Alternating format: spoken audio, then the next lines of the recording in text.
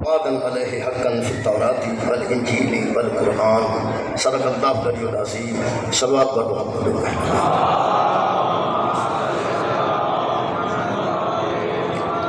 دعا ہے اللہ مدعو شریف تمام حاضرین کی دلی دعا قبول و منظور شاہ صاحب دے والد گرامی انہاں دے برادر محترم اللہ دی کائنات تے جدوں دا دین خالق نے مرتب کیتا ہے ہر صاحب دین دی آخری منزل کا نام جنت حضرت آدم علیہ السلام کے دور جنہاں لوگاں اللہ دے آئین قبول کیتا انہاں دی منزل بھی جنت اور جڑے سرکار دو عالم دے دور بندے پائے گئے جنہاں دین قبول کیتا انہاں دی بھی آخری منزل جنت اللہ دی رضا حاصل کرنے تو بعد بندے دی آخری منزل کا نام جنت اگر کوئی بندہ اہل سنت ہے وہ منزل دی بھی جنت سمجھ جاتی ہے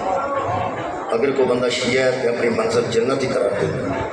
اگر کوئی دیوبندی ہے تو منزل دی بھی جنت ہے اور اگر کوئی اہل سنت ہے تو منزل دی جنت ہے پوری دنیا دے نماز کے طریقے تے اختلاف ہو سکتا ہے روزے دے وقت تے اختلاف ہو سکتا ہے اس منزل تے اختلاف ہے کوئی بندہ دوسری منزل نہیں دسے گا جڑا بندہ نبی نور بنتا ہے وہ بھی سمجھتا ہے میں عقیدہ ٹھیک رکھاں گا تو جنت جانا جڑا بشر بنتا ہے وہ نزدیک یہ کہ میں عقیدہ ٹھیک رکھاں گا تو کدھر میں دوزخ وچ نہ چلا جاؤں جڑے بندے ماتم کرتے ہیں انہاں دی بھی منزل جنت ہے تو جڑے ماتم روکتے ہیں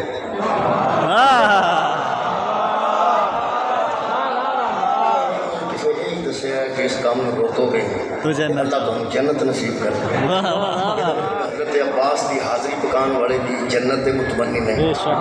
تے حضرت غوث پاک دی یارویں دعان والے بھی جنت دے متمنی نہیں میرے عزیز دوستو یہ جنت ایک ایسی منزل ہے میں حیران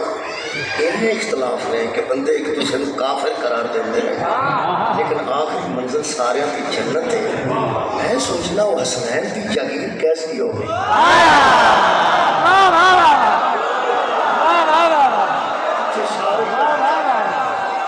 سارے جنت